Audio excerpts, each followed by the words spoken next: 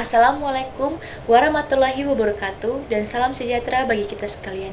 Perkenalkan, nama saya Minarti Shanti Sunario dari Fakultas Kedokteran Universitas Patimura. Saya akan menjelaskan tentang aborsi. Yang pertama, apa itu aborsi? Aborsi adalah tindakan dikeluarkannya hasil konsepsi atau hasil pembuahan di mana usia janin belum menginjak 20 minggu atau kurang dari 5 bulan dengan berat kurang dari 500 gram. Ada pula pendapat dari beberapa ahli, diantaranya Hamis Hadafi yang mengatakan jika aborsi dapat dilakukan ketika usia janin belum menginjak 4 bulan. Namun, aborsi itu adalah suatu tindakan berdosa, namun dosanya tidak sebesar dengan membunuh nyawa manusia.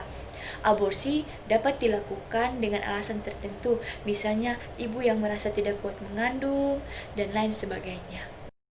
Kalau untuk pendapat pribadi saya, menurut saya aborsi adalah tindakan di mana dikeluarkannya hasil konsepsi secara paksa dengan alasan-alasan tertentu. Teman-teman, sekarang kita masuk pada jenis-jenis aborsi. Yang pertama yaitu aborsi dengan menggunakan metoreksat dan misoprostol. Memang metoreksat sendiri adalah obat kanker, namun dilihat dari cara kerja obat tersebut, yaitu mematikan sel-sel yang harus bertumbuh. Otomatis ketika ibu hamil meminum obat tersebut, maka embrio dalam rahim tersebut tidak akan bisa berkembang karena sel-selnya telah mati. Sedangkan untuk misoprostol sendiri, cara kerja obatnya yaitu memberikan kontraksi pada rahim sehingga membantu mendorong rahim untuk keluar. Sekarang kita masuk pada jenis yang kedua, yaitu jenis aborsi medis. Dalam aborsi medis itu biasanya diberikan 2 pil, yaitu pil mifepriston dan misoprostol, di mana obat-obat ini bekerja sama untuk menghentikan hormon progesteron, di mana hormon progesteron ini dibutuhkan embrio untuk bertumbuh dan berkembang. Obat-obat ini juga membantu memberikan kontraksi pada rahim dan mendorong jaringan embrio untuk keluar. Kita masuk pada metode aspirasi vakum. Aspirasi vakum ini biasanya dilakukan ketika usia kandungan memasuki trimester pertama atau sekitar 12-16 minggu. Namun teman-teman, metode ini tidak bisa kita lakukan untuk semua kasus. Jika bentuk rahim abnormal, terjadi pembekuan darah, dan infeksi pada panggul, maka metode ini tidak dapat dilakukan. Metode ini bekerja dengan cara menyedot janin beserta dengan plasenta keluar dari rahim menggunakan alat. Nah teman-teman, untuk metode ini hanya dapat dilakukan oleh dokter-dokter profesional dan sudah terlatih. Setelah mengetahui jenis-jenis aborsi, sekarang saatnya kita masuk pada faktor-faktor penyebab dilakukannya aborsi. Sebenarnya teman-teman ada begitu banyak faktor, namun saya hanya mengambil beberapa yang menurut saya penting saja. Di antaranya karena kondisi kandungan ibu yang lemah, pemerkosaan, kehamilan dini, dan lain sebagainya. Teman-teman, aborsi sendiri itu memiliki banyak sekali resiko, diantaranya risiko pendarahan.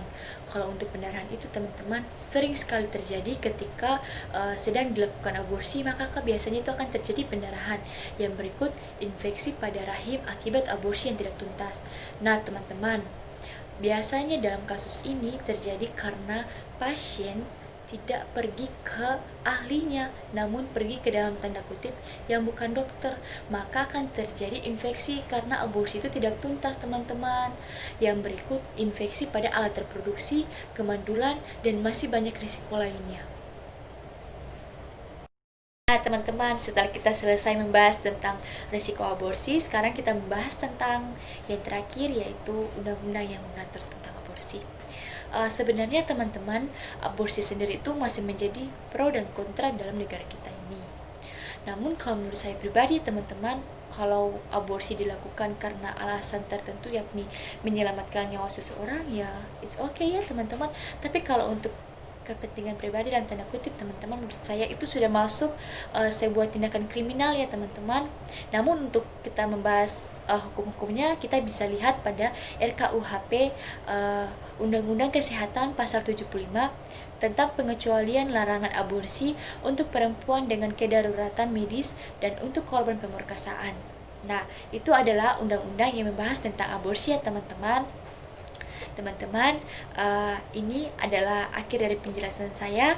Saya mohon maaf apabila penjelasan saya kurang bagus, materinya juga kurang mendalami dan lain sebagainya. Saya mohon maaf ya teman-teman. Mari sama-sama kita belajar tentang aborsi. Ingat ya teman-teman, nyawa itu tidak bisa dibeli di toko ya teman-teman. Jadi untuk melakukan tindakan atau melakukan suatu hal, berpikirlah terlebih dahulu, lihat konsekuensinya, lihat apakah harus dilakukan atau tidak. Jika tidak, ya jangan dilakukan. Jika memang harus, ya lakukanlah teman-teman. Sekali lagi saya mohon maaf apabila ada kata yang salah dan kurang berkenan di hati teman-teman. Terima kasih. Assalamualaikum warahmatullahi wabarakatuh, dan salam sejahtera bagi kita sekalian. Shalom.